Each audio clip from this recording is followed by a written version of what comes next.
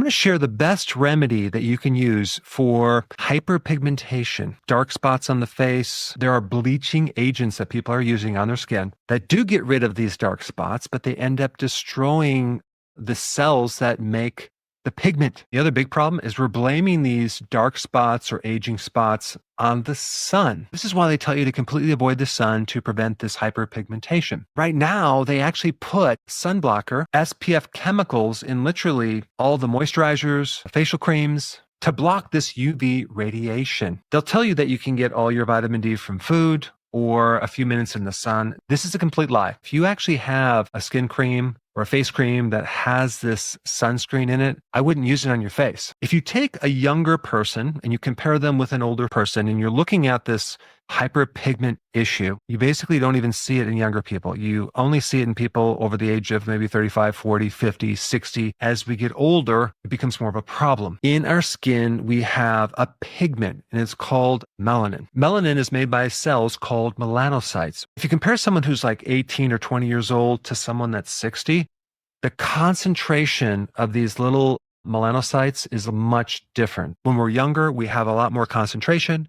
When we're older, we don't. What causes the melanocytes to produce melanin? Vitamin D. What's the primary trigger to make vitamin D? The sun. We're going to talk about what vitamin D does to melanin in a second, but I just wanted to show you this apple right here. You can see this apple on the left versus the apple on the right, slightly different colored.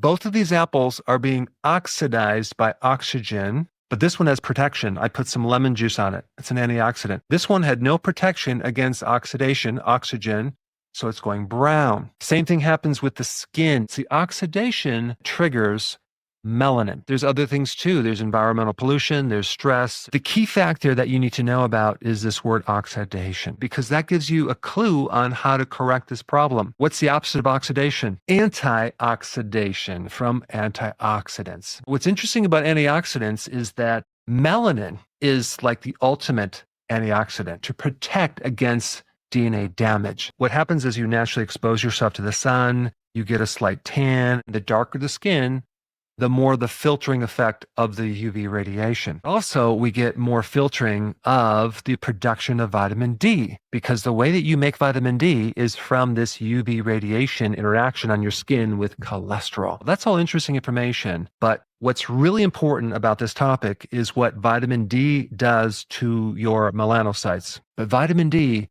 helps protect against the oxidation factor.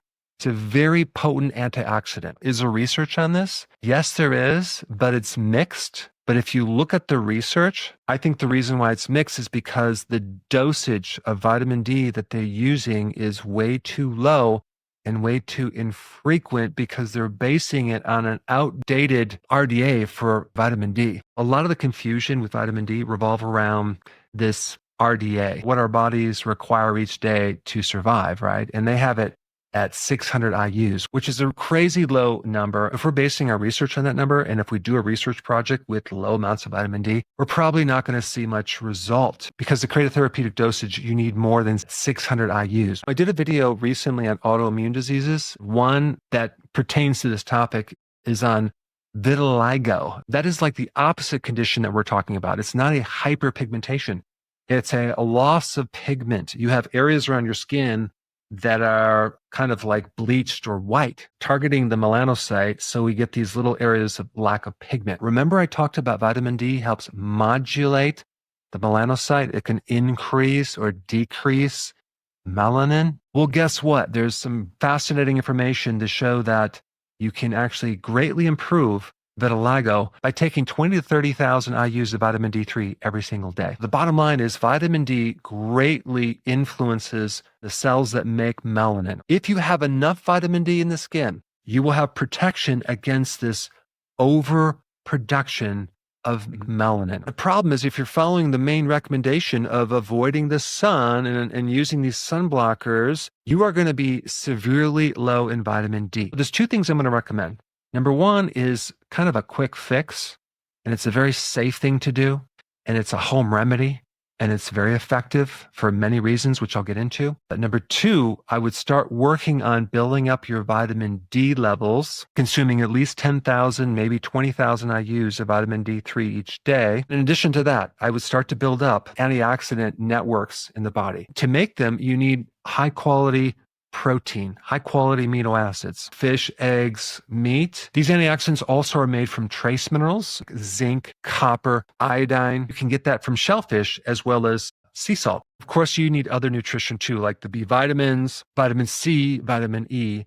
All of these will start building up your antioxidant networks. What would be a good remedy to use as kind of a quick fix to see change in the tone of our skin? The remedy is plain, unsweetened yogurt. Of course, I would get the grass-fed organic yogurt, rubbing it all over the skin, leaving it on the face for 5 minutes, washing it off, and just doing that once a week. Some people do it 3 times a week. It really depends on how bad your problem is. The first thing it has is a key ingredient called lactic acid. Lactic acid in yogurt is a lot more gentle than putting pure lactic acid on your skin. Lactic acid dissolves the bonds between dead skin cells that have this darkened pigment on them. The yogurt also adds another cool effect. It gives the skin more probiotics. You have this living ecosystem of this microbiome on your skin, not just for this hyperpigmentation,